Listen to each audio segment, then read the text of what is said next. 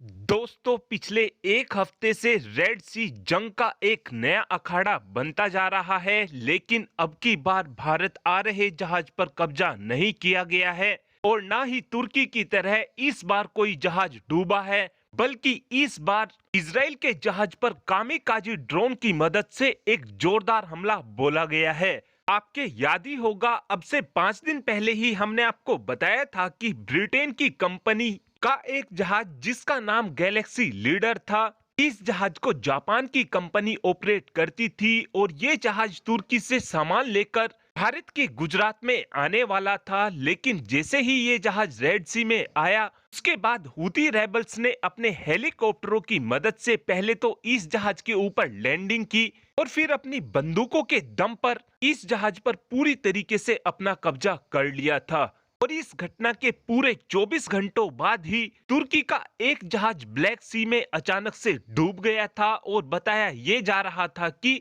तुर्की का ये जहाज किसी आइसबर्ग से टकरा गया था, जिस कारण तुर्की का इस जहाज से संपर्क भी नहीं हो पा रहा था और ये जहाज 25 लोगों को लेकर समुद्र में डूब गया था।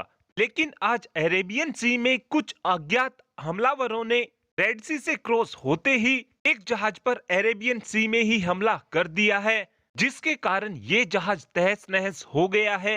और इस बात को लेकर अमेरिका का कहना है कि इस हमले के पीछे ईरान का हाथ है, क्योंकि एक अल मायादीन नाम का आतंकी संगठन इस तरीके के हमले पहले भी इजराइल के जहाज पर कर चुका है।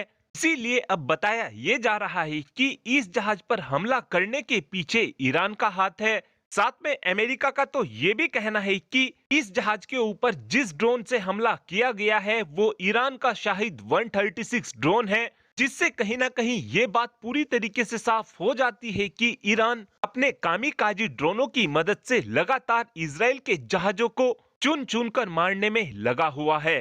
लेकिन ईरान की इस हरकत को देखते हुए दुनिया भर के देशों की टेंशनें बढ़ चुकी हैं, क्योंकि इस समय इजराइल के जहाज दुनिया भर के देशों में फैले हुए हैं, जिनसे इंपोर्ट और एक्सपोर्ट किया जाता है। और इजराइल के ये जहाज दुनिया भर के देशों में स्विस कैनाल से होते हुए रेड सी के जरिए अपने सामान का इंपोर्ट और एक्सपोर्ट करते हैं। और अगर आगे भी ऐसे ही ईरान की तरफ से इजरायली जहाजों को निशाना बनाने की कोशिश की जाती है, तो उस कंडीशन में दुनिया भर के देशों को इंपोर्ट और एक्सपोर्ट करना भारी हो जाएगा। और अब आप ही कमेंट कर बता सकते हैं कि इस मुद्दे को लेकर क्या भारत को ईरान के साथ बातचीत करनी चाहिए या फिर नहीं। इस बात का आंसर आप कमेंट बॉक्स में दे सकते हैं। Thanks for watching this video. Have a good day.